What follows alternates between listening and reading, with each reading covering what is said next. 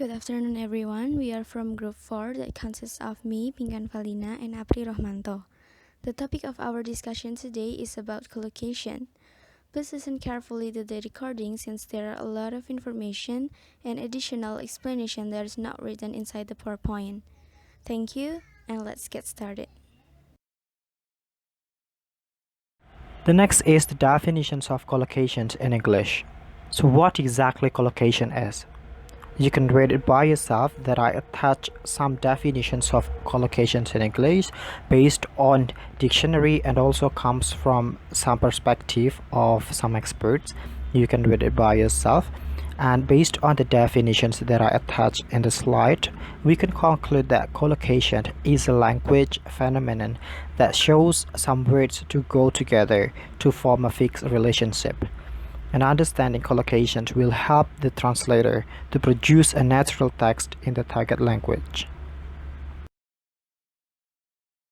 In Indonesian, collocation is known as kolokasi. Sometimes some also call it sanding kata. Sketchily, in Indonesian, collocation is defined as suatu fenomena kebahasaan yang menunjukkan bahwa sebuah kata akan selalu bersanding dengan kata tertentu lainnya yang terdengar benar dan wajar oleh penutur bahasa tersebut, dan tidak tergantikan dengan konteks tertentu lainnya. Thus, in odd moments, speakers of other languages may find it difficult to understand. For example, the word membasuh is commonly collocated with wajah and tubuh. But if the word membasuh is accompanied by the word mobil, the phrase will sound weird or unusual. Another example is the phrase lampu mati. Even though other words such as meninggal, wafat, and tewas have the same meaning as the word mati, the word lampu cannot be associated with those three words. Why? Because those three terms usually used for humans.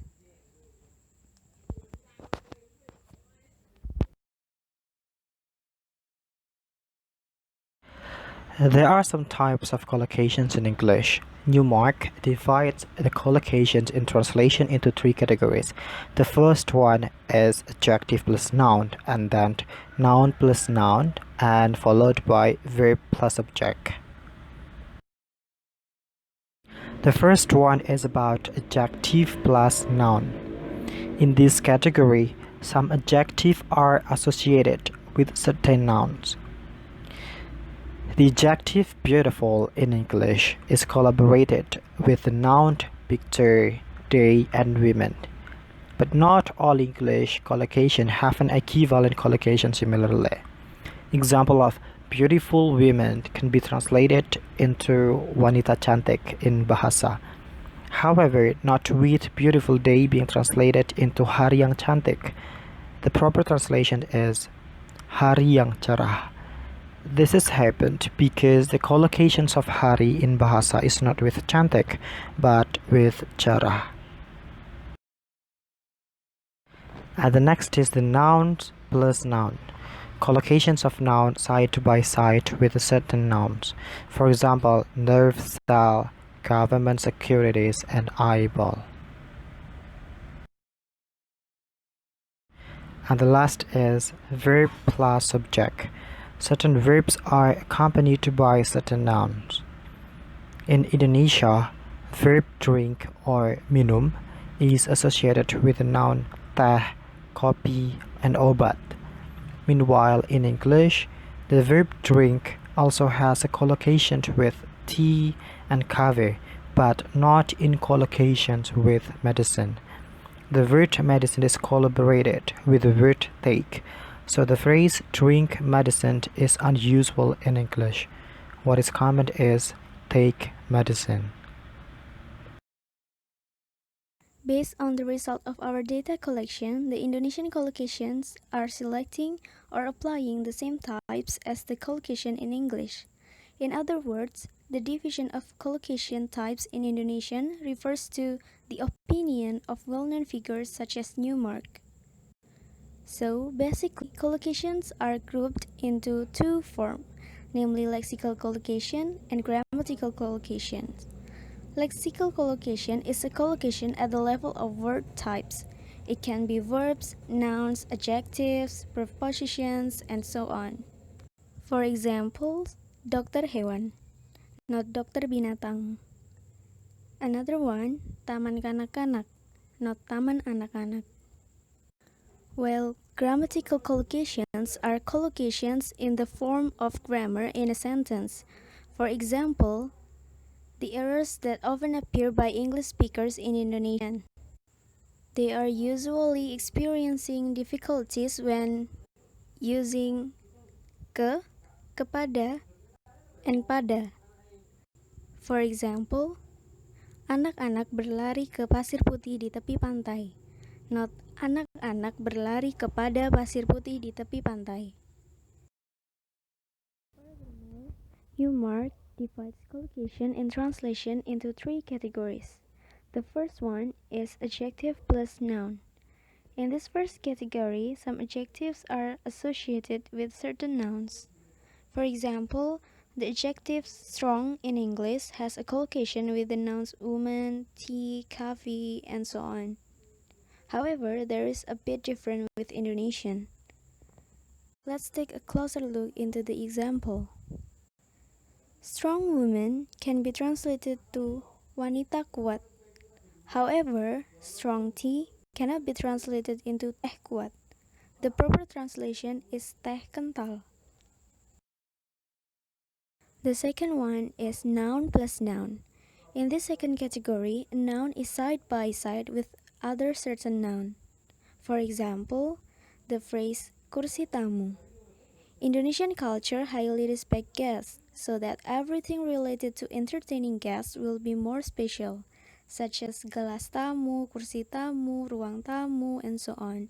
However, in the translation, especially in English, the word chair does not collaborate with guests, because Western culture may not provide special treatment for guests.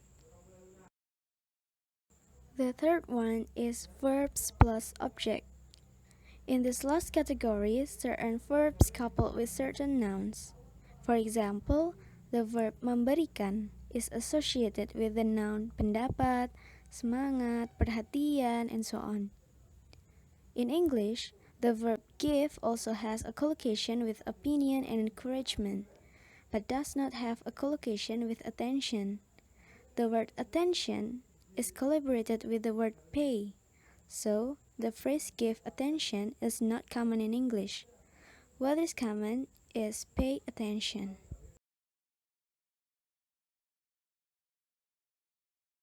In addition, others state that types of collocation also consist of the following combinations: adverb plus adjective, adjective plus noun, noun plus noun, noun plus verb, verb plus noun, verb plus expressions with position, and then the last one, verb plus adverb. Collocation can actually be a serious problem in translation. If a collocation in the source language does not exist or cannot be found in the target language, both lexical and cultural equivalents, the translation result will be difficult or even unacceptable. This is caused by differences in the collocation patterns that a language has with other languages, for example, English and Indonesian. The occurrence of this kind of differences is usually called interference, or in Indonesian it is also called perselisihan kolokasi. Thus, perfectly consistent collocation is not possible between two different languages.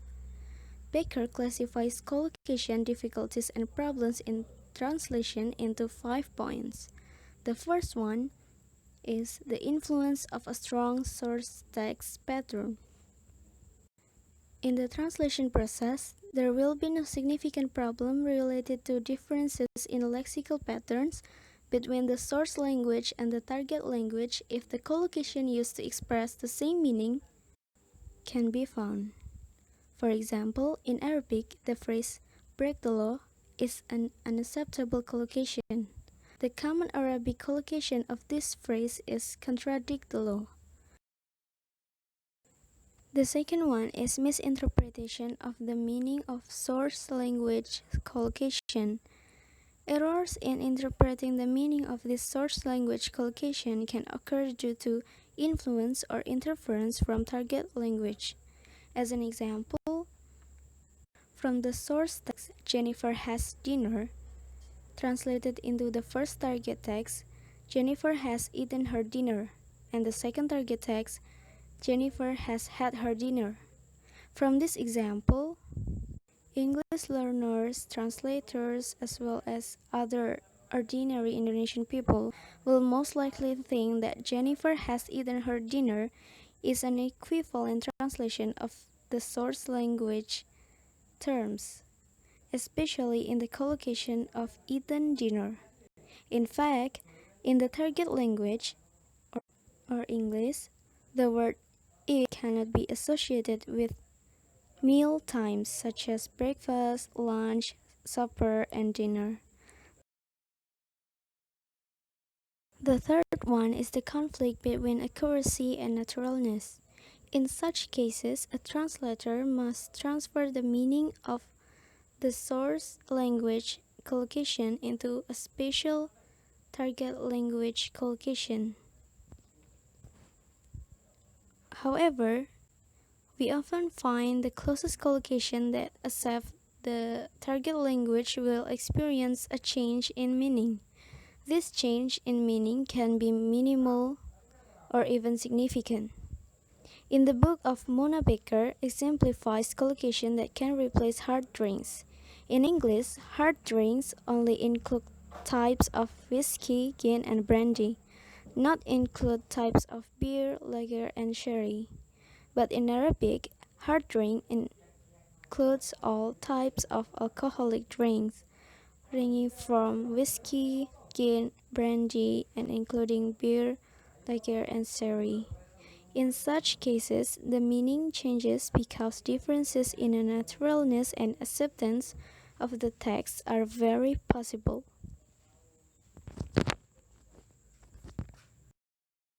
The next one is special collocation based on culture. Collocation can reflect the culture from which the collocation arises. If a source text has a different cultural context from the target text, then, as a consequence, the collocation has a concept that is difficult to understand in target text. For example, fish and chips has a meaning as a symbol to show the economic ability of someone who is less well off financially. In Indonesian, collocation is synonymous with tahu tempe, which indicates traditional food which is relatively cheap in price and commonly consumed by the underprivileged as mandatory food or side dishes. Another example of differences in the cultural concept of collocation is the word ladies and gentlemen in English, which are translated into collocation of bapak-bapak dan ibu-ibu in Indonesia. The difference in the designation of the source language and the target language collocations shows the different cultural concept between Western and Eastern cultures. In Western cultures, ladies are mentioned first instead of gentlemen because the scope of Western culture addressed to the concept of ladies first. Women come first because they are considered gentle creatures and need to come first. Meanwhile, in the scope of Asian culture, women are considered inferior to men. The last one, unusual collocation and source language. In this case, the use of an unusual combination of words in the source language is meant to create a new image. Ideally, such unusual or distinctive collocation translation should also be unique in its target language so that the reader can understand the intended meaning well. For example, in the source text, dining out, we always go Dutch, and then translated into the target text as setiap kali makan di luar, kita selalu bayar sendiri-sendiri. From the example, the collocation in the source language, go Dutch, is a special and unusual collocation and carries a very thick cultural element. Go Dutch means people who go out with other people, usually friends, to eat together but pay for the food they eat separately. In such cases, the translation process will certainly experience obstacles or difficulties in finding the target text equivalent, which is exactly the same as the source language collocation. The first one is adjective plus noun collocation. Well, I'm sorry that I couldn't find some data in this category because this is due to the structure in Indonesia as the target language does not recognize this structure. Principles of formations, the noun phrase in Indonesia is noun plus adjective. For example, gadis cantik. While in English, the adjective plus noun structure is the principle of forming noun phrases as in pretty girl. Well, the next is about noun plus noun collocation. From the data in the slide, the word pakan side by side with the word ayam on source language. This collocation is translated as chicken feet collocation on the target language. And according to the Oxford Collocation Dictionary, the word chicken is associated with feet. And the last one is about verb plus object collocation. According to the Oxford Collocation Dictionary, the word raise collect with hands. From the data in the slide, the verb mengangkat side by side with the noun tangan. The search engine found collocations of mengangkat tangan on 31,200,000 documents. The number of words found on the search engine shows that the word is commonly used in the target language.